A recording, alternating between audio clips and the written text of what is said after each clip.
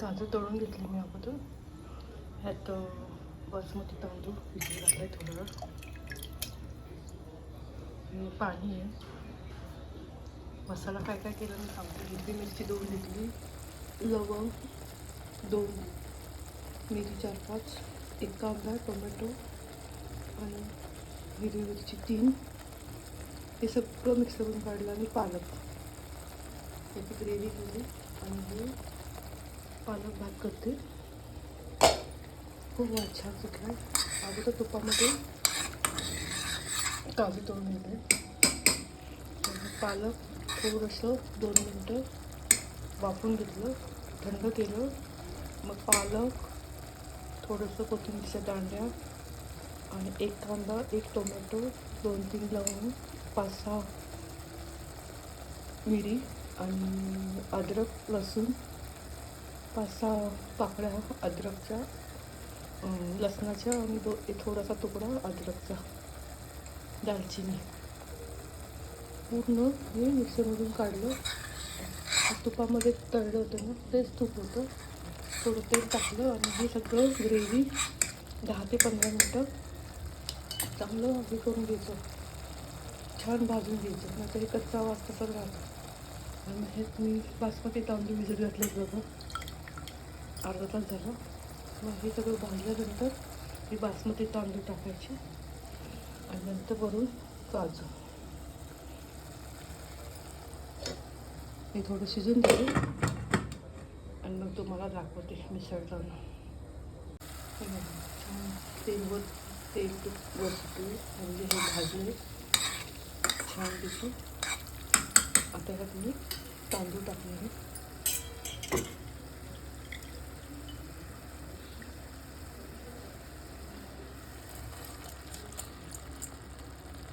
आणि मग थोडंसं गरम पाणी टाकलं. सगळं तांदूळ टाकलं आहे, हलवते आणि ह्यात गरम पाणी टाकलं. छान होतो हा भात, करून बघा. आवडला तर शेअर करा, सबस्क्राईब करा. परत अशाच नवीन नवीन रेसिपी करून मी तुम्हाला दाखवत जाईल.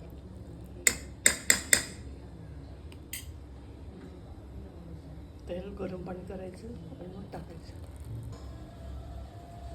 गरम पाणी करायला ठेवलं नंतर मग ह्यात टाकायचं.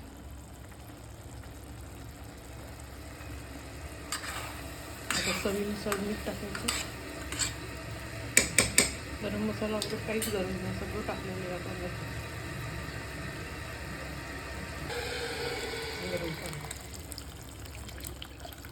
लागलं तर परत टाकलं येतं. आता एवढंच बस.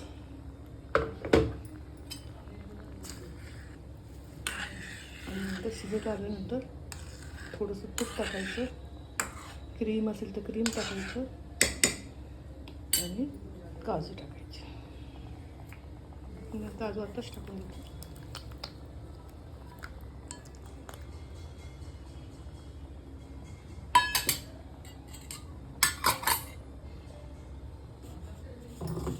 हे मिक्सरमधलं पाणी राहिलं ना, सगळं पालकचं एवढं लागणारच पाणी. छान होतं. आता चवीनुसार मीठ टाकते.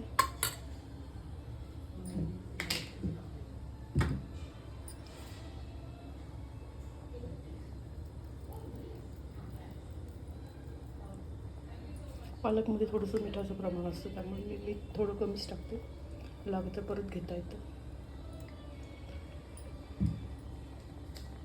चला, झाल्यानंतर तुम्हाला मी दाखवते. झाकण ठेवते, चांगलं शिजत येते, तुमच्याशी बोलते. चला, बाय. शिजत आलं आहे, छान झालं टेस्ट वगैरे. लिंबू टाकायचा आणि थोडासा स्वाद वाढतो.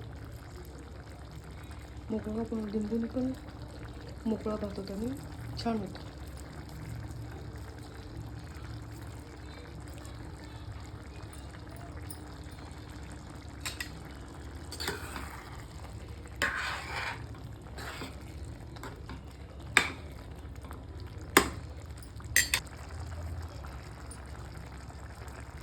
क्रीम टाकते अमूलचं.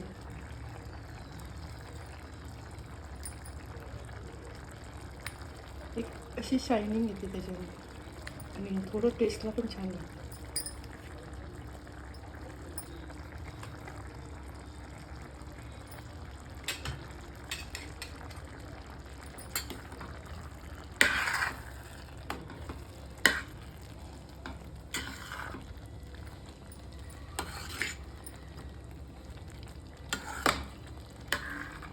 क्रीम नसतं तर साई टाकलं तरी चालेल, कारण पालक पनीरच्या भाजीला पण कसं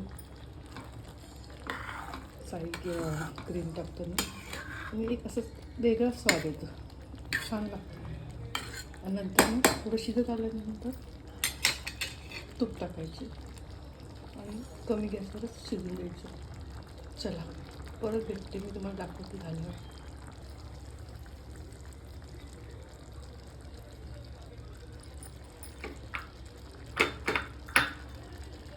कोथिंबीर टाकते सगळं. छान झालं आहे, करून बघा, आवडेल तुम्हाला. शेअर करा, सबस्क्राईब करा. परत भेटू आपण नवीन नवीन रेसिपीमध्ये.